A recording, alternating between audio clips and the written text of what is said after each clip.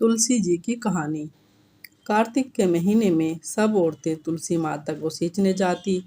सब तो सींच कर वापस आ जाती, परंतु एक बुढ़िया आती और कहती, हे तुलसी माता, सत की दाता, मैं सींचूं बिरवा तेरा, तू कर निस्तारा मेरा। मुझे बहू दे, पीतांबर की धोती दे, मीठा मीठा ग्रास दे, बैकुंठ में वास दे। चटक की चाल दे, ग्यारस की मौत दे, चंदन का काठ दे, अच्छा राज दे, दाल भात खाने को दे, और श्री कृष्ण का कांधा दे। तुलसी माता बुढ़िया की बात सुनकर सूखने लगी।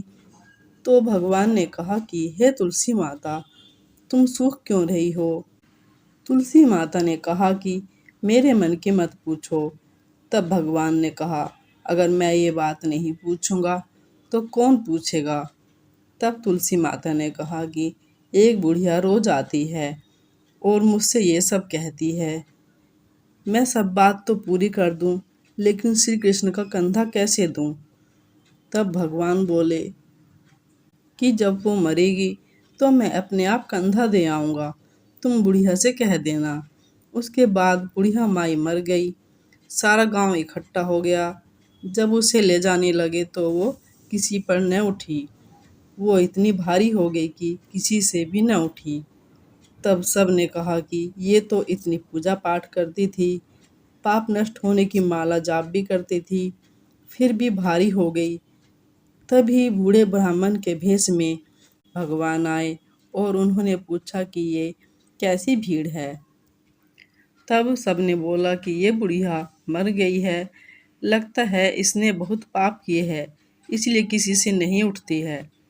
तब भगवान ने कहा कि मुझे एक बात कान में कहने दो, तब उठ जाएगी।